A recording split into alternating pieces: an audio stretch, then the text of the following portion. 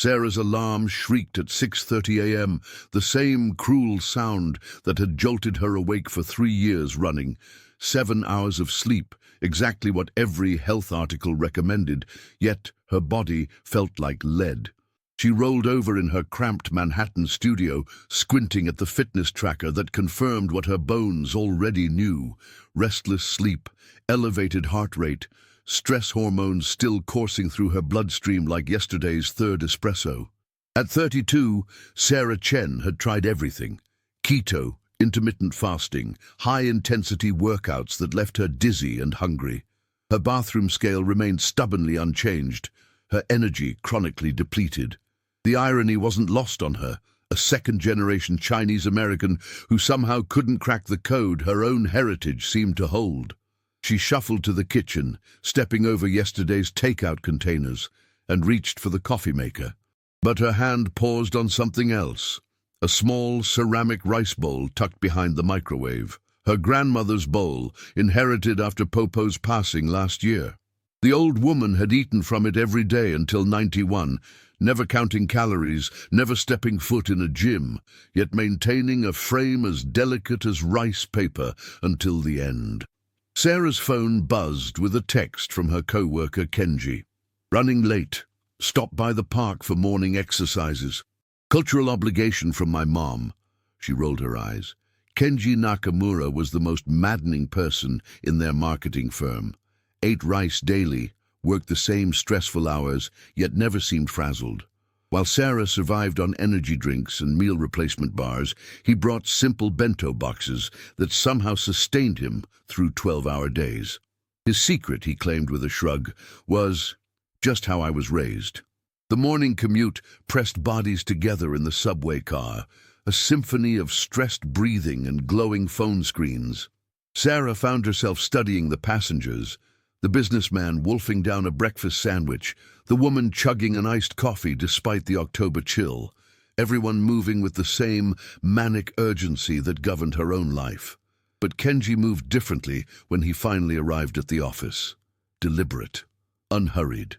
He set his lunch on his desk, a wooden box containing rice, vegetables, and what looked like tea in a thermos, then sat with perfect posture and began eating with chopsticks, chewing slowly while reading reports. "Don't you get hungry eating such small portions?" Sarah asked, gesturing at his modest lunch. "This isn't small," he replied, holding up a single piece of pickled radish with his chopsticks. "It's complete. My grandmother taught me that satisfaction comes from attention, not volume." Sarah stared at her own desk, cluttered with supplement bottles, protein bars, and a massive salad that somehow left her craving cookies an hour later. Everything she'd been taught about weight management involved more restriction, more willpower, more intensity. Yet Kenji's approach seemed to exist in an entirely different universe. That evening, she found herself Googling Japanese eating habits and "why are people in Tokyo thin?" The search results overwhelmed her with conflicting information, some claiming genetics, others promoting trendy matcha supplements. But buried in a blog post about a nutritionist's year abroad, she found a different perspective. The Japanese don't eat less. They eat with rhythm. Sarah pulled her grandmother's rice bowl from the cabinet, running her fingers along its smooth edges. Popo had used this bowl for every meal, never varying the size, never returning for seconds. Not from restriction, but from completion. The bowl held exactly enough, no more, no less. She measured out rice, watching the grains settle into the bowl's modest circumference. As steam rose from the cooker, she realized she'd never actually paid attention to what enough looked like. Every diet had taught her about too much or too little, but never about the quiet space between hunger and excess. The rice tasted like childhood visits to Popo's apartment, where meals moved at the pace of conversation, where eating was ceremony, not fuel. Sarah found herself chewing slowly, not from some forced mindfulness exercise, but because the ritual demanded it. The bowl's size naturally paced her consumption, creating pauses she'd forgotten were possible. For the first time in months, she felt satisfied without feeling stuffed, complete without being uncomfortable. It was such a small thing. A bowl, rice, attention, yet it unlocked a door she hadn't known existed. If you've ever felt tired, even after a full night of sleep, or frustrated with diets that don't last, tell us in the comments which part of this story feels familiar, and stay with us for the next chapters. The next morning brought the same brutal alarm, but Sarah found herself reaching for the rice bowl again instead of her usual granola bar. She'd read somewhere that Japanese people often ate rice for breakfast, not the sugary, milk-soaked cereals that left her crashing by 10 a.m., but simple steaming rice with vegetables and miso soup. She didn't have miso, but she had eggs and leftover roasted vegetables. The bowl's modest size forced her to choose mindfully: a small serving of rice, one scrambled egg, a few pieces of broccoli. It looked sparse compared to her usual heaping American breakfast, yet as she ate slowly, using chopsticks she'd found in a kitchen drawer, the meal felt surprisingly substantial. Kenji noticed immediately. "Rice for breakfast?" he asked, settling at his desk with his own wooden bento box. "Trying something different," Sarah replied, suddenly self-conscious. "My mother always said rice is like a river. It flows through the day, keeping energy steady instead of flooding and draining." He opened his box, revealing perfectly portioned compartments. "Americans eat like sprinters. We eat like distance runners." Sarah watched him arrange his lunch with the same methodical care she'd seen dozens of times but never truly noticed. Each item had its place. Each bite was deliberate. No multitasking, no scrolling through emails while chewing. Just the quiet rhythm of nourishment. That afternoon she experienced something unusual: steady energy without the familiar crash. No mid-afternoon desperation for caffeine or sugar. Her hunger arrived gently around noon, instead of hitting like a freight train, demanding immediate satisfaction through whatever was fastest. "You seem different today," noted Marcus, her cubicle neighbor and gym buddy. "Less jittery." Marcus represented Sarah's old approach to health: pre-workout supplements, protein shakes, weekend warrior mentality. He survived on willpower and stimulants, always either bulking or cutting, treating his body like a machine to be optimized rather than a system to be balanced. "Maybe it's just a good day," Sarah deflected, but privately she wondered if one small bowl could really make such a difference. That evening she called her mother. "Mom, do you remember how Popo ate?" A pause. "Your grandmother?" "Oh, she was very particular. Same bowl for everything, never rushed." "Why? Did she ever diet?" Her mother laughed. "Diet? Your grandmother believed the bowl knew the right amount. She said Americans eat with their eyes, Chinese eat with wisdom passed down through generations." After hanging up, Sarah researched more intentionally. She discovered that many Japanese practices weren't about deprivation, but about design.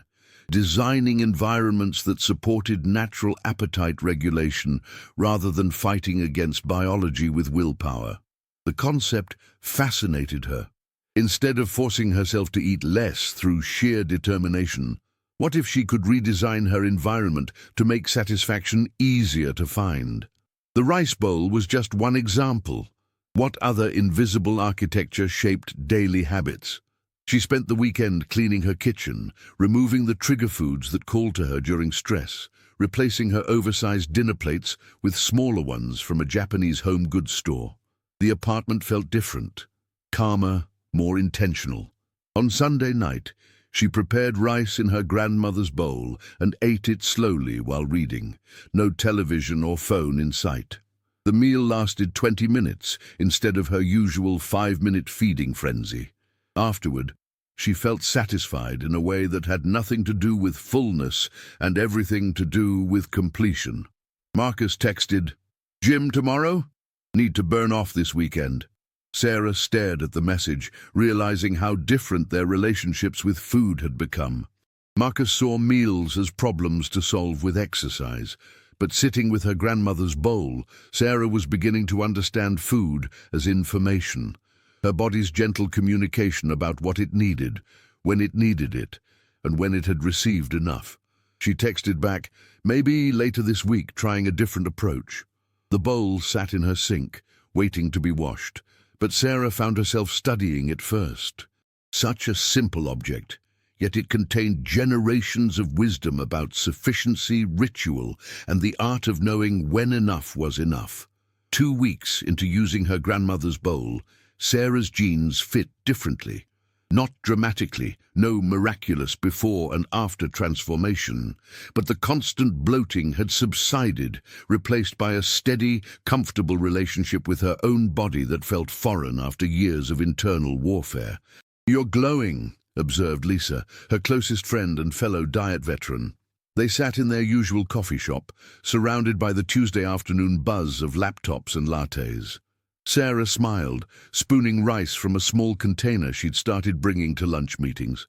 "I think I'm just sleeping better." Lisa watched her eat with obvious skepticism. "Isn't that just rice? Where are your vegetables, your protein? What about macros?" It was a familiar interrogation. Lisa approached food like a chemistry experiment, weighing portions, calculating ratios, treating every meal as either victory or failure in an endless battle against her metabolism. The irony was that despite her meticulous tracking, Lisa struggled with the same energy crashes and food obsessions that had plagued Sarah for years. "The rice isn't the point," Sarah explained, holding up the small ceramic bowl. "It's the boundary. The bowl decides when I'm done, not my emotions or stress or habit, but you could eat more if you wanted to. I could, but I don't want to. That's the weird part." This was the discovery that had surprised Sarah most. Her appetite had naturally adjusted to the bowl's size. Without restriction or willpower, her body had begun to expect and feel satisfied by smaller, more frequent meals. The constant background noise of food anxiety, "Should I eat this? Am I eating too much? Why am I still hungry?" had quieted to a whisper. Kenji had explained it during one of their lunch conversations. "Hara hachibu," he said, describing the Okinawan practice of eating until 80% full. "But it's not about math. It's about listening to your body's whisper before it becomes a scream." The difference extended beyond food. Sarah had started taking short walks after meals, not for exercise, but for digestion, a practice Kenji's grandmother had insisted upon. She'd begun drinking warm tea throughout the day instead of iced drinks, noticing how the warmth seemed to support rather than shock her system. These weren't dramatic changes, yet they were reshaping her relationship with her own body in ways that felt sustainable rather than forced. "I don't know," Lisa continued, stirring her sugar-free almond milk latte. "It sounds too simple, like, what about calories? What about portion control?" Sarah gestured around the coffee shop, people hunched over enormous muffins, gulping iced drinks while typing frantically, eating while distracted by screens. What if portion control isn't about math? What if it's about attention? The question hung between them. Lisa had built her entire identity around tracking, measuring, optimizing. The idea that a simple bowl might accomplish what her apps and scales couldn't felt threatening to everything she believed about health and discipline. That evening, Sarah's mother called. "Your father had his checkup today. Doctor said his blood pressure is concerning, wants him to lose weight, reduce stress." A pause. "I told him about your grandmother's bowl." "What did he say?" "That it sounds too easy. Americans always think suffering is necessary for change." Sarah understood the resistance. She'd felt it too initially, the suspicion that health required pain, that transformation demanded dramatic overhaul rather than gentle adjustment. Yet here she was, wearing jeans that fit comfortably, sleeping through the night, eating rice daily without weight gain. The contradiction challenged everything she'd learned about nutrition and willpower. Maybe the secret wasn't eating less, but eating with more awareness. Maybe it wasn't about controlling appetite, but about creating conditions where appetite could regulate itself naturally. She looked at her grandmother's bowl, now a permanent fixture on her kitchen counter. Such a small thing to carry such profound wisdom. In a culture obsessed with more restriction, more intensity, more control, The bowl whispered a different truth. Sometimes the most revolutionary act was simply knowing when you had enough. Would you rather force yourself with willpower or redesign your environment and habits like this character is learning to do? Comment which path makes more sense to you, and share this episode with someone who needs a gentler approach to change. The real test came during the office's annual crunch season. Deadlines compressed like a vice, meetings stretched past dinner, and the break room filled with stress-eating supplies, donuts, pizza, energy drinks, and the kind of industrial snacks that promised immediate comfort. Sarah found herself standing in the fluorescent-lit break room at 8 p.m., staring at a box of chocolate croissants while her stomach rumbled with the particular urgency that came from skipping lunch during back-to-back client calls. Her old self would have grabbed 2 pastries and a coffee, eating while walking back to her desk, barely tasting anything while her mind raced through tomorrow's presentation. Instead, she opened her bag and retrieved her grandmother's bowl, now accompanied by a small thermos of rice she'd started preparing each morning. The ritual felt absurd in the break room's harsh light, measuring rice into the delicate ceramic while co-workers grabbed handfuls of whatever was fastest. "Still doing the weird rice thing?" Marcus asked, juggling a donut and an energy drink while checking his phone. "The weird rice thing is keeping me sane," Sarah replied, finding a quiet corner to eat slowly, despite the chaos.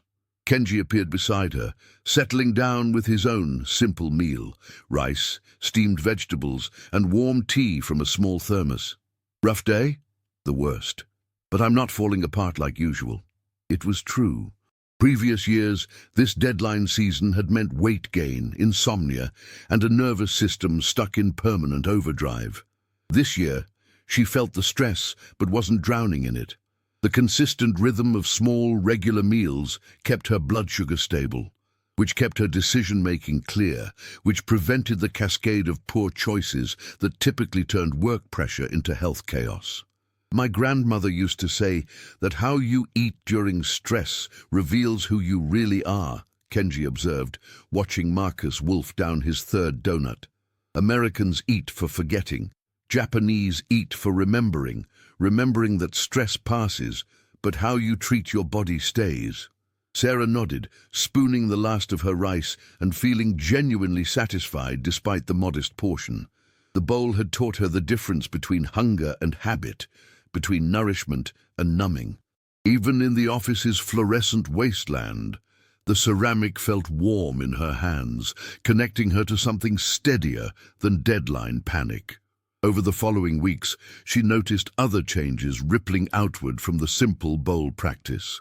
She began waking up naturally a few minutes before her alarm, her sleep deepening as her evening eating became lighter and more predictable. Her skin cleared, her afternoon energy stabilized. Most surprisingly, her relationship with exercise shifted. Instead of punishing workouts meant to burn off food mistakes, she started taking gentle walks after meals, not for calorie burn, but for digestion. The movement felt medicinal rather than punitive. "You look different," her mother observed during their weekly video call, calmer. "I feel different. It's like I've been fighting a war with my body for years, and suddenly we're on the same side." Her mother smiled. "Your grandmother always said the body wants to be healthy. We just have to stop interfering with fear and force."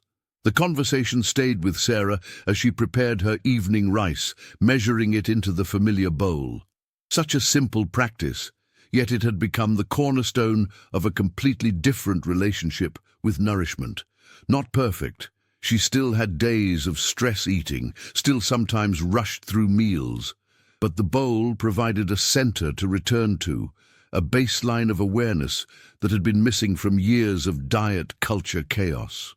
She thought about Lisa, still weighing and measuring and tracking, still fighting the same battles with food and body that Sarah was learning to lay down. She thought about Marcus, still believing that health required suffering, still treating his body like an opponent to defeat rather than a partner to support. The bowl sat in her hands, slightly warm from the rice, carrying the weight of generations. Tomorrow would bring more deadlines, more stress, more opportunities to choose between the old way of forcing and the new way of listening. But tonight, she felt the quiet satisfaction of enough. 3 months after discovering her grandmother's bowl, Sarah sat in Dr. Martinez's office reviewing her latest blood work. The numbers told a story that contradicted everything she thought she knew about health and discipline. "Your inflammation markers are down significantly, Doctor," Martinez said, flipping through the lab results. "Blood pressure improved, sleep quality better according to your tracker." What changed? Sarah almost laughed. How could she explain that eating from a small ceramic bowl had restructured her entire relationship with nourishment? That the secret wasn't eating less, but eating with awareness. That portion control had nothing to do with willpower and everything to do with creating conditions for natural satiety. "I started eating more traditionally. Smaller portions, slower pace, less processed food."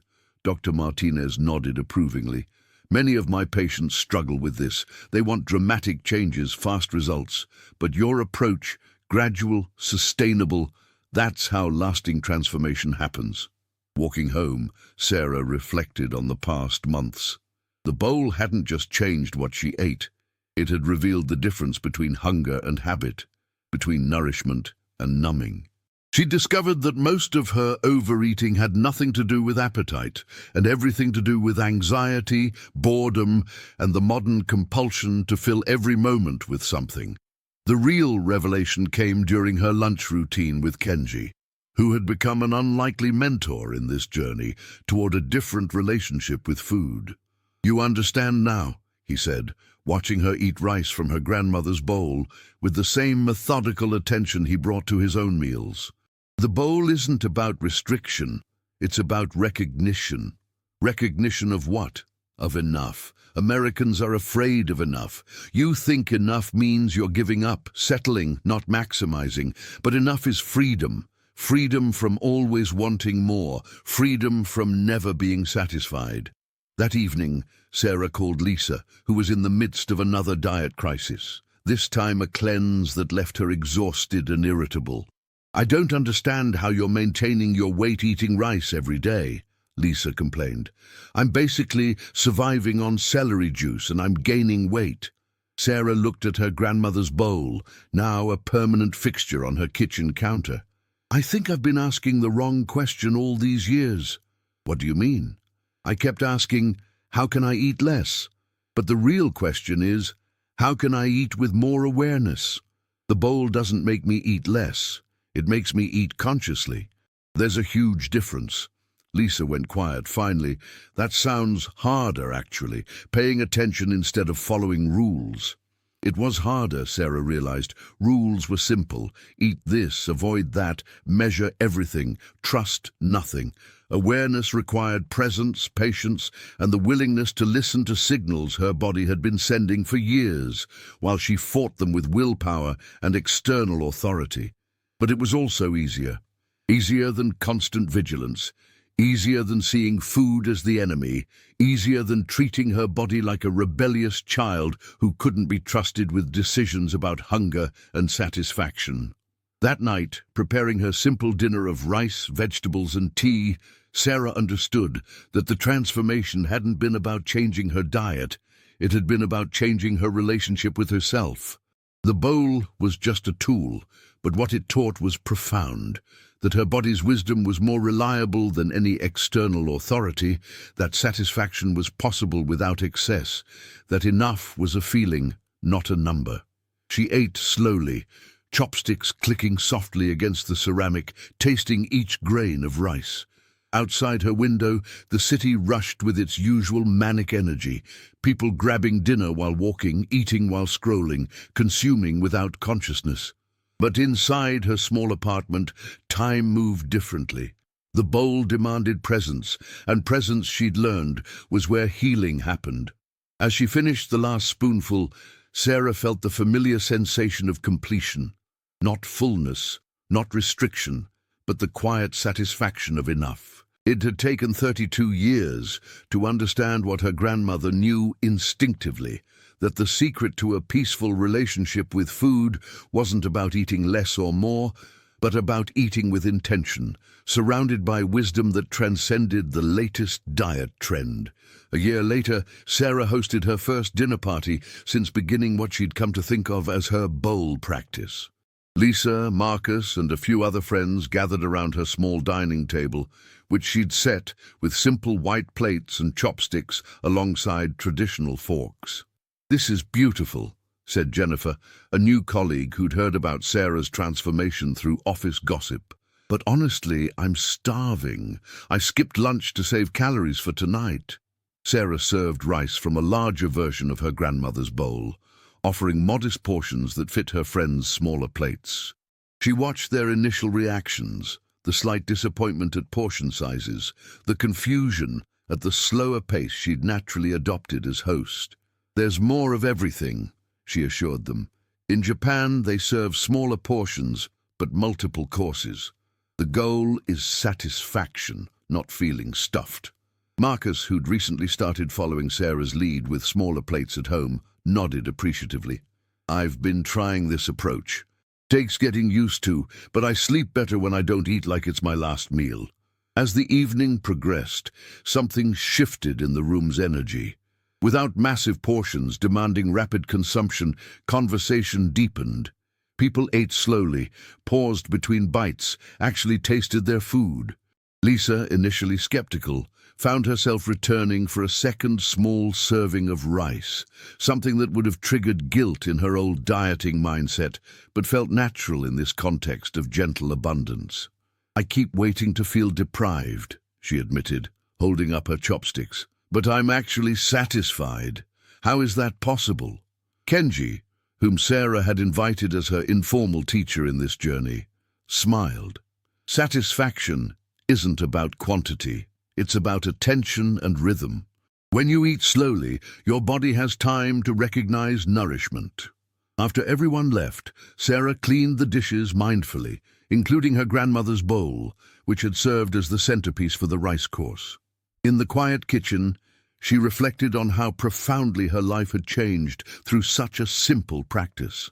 The numbers told part of the story. 15 pounds lost without counting calories, blood pressure normalized, sleep quality transformed. But the deeper change was psychological. The end of her war with food, the discovery that her body could be trusted to regulate appetite when given the right conditions. 6 months after the dinner party, Sarah received an unexpected text from Lisa. "Bought a small bowl today, ready to try your way."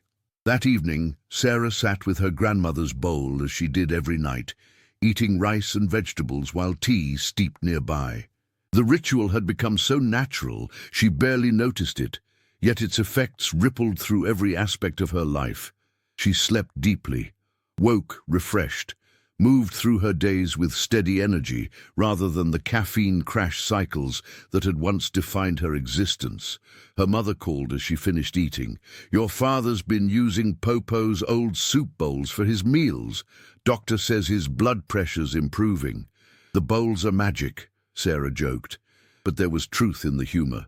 Not magic in the supernatural sense, but magic in the way simple tools could carry generational wisdom about how to live in harmony with physical needs rather than fighting them.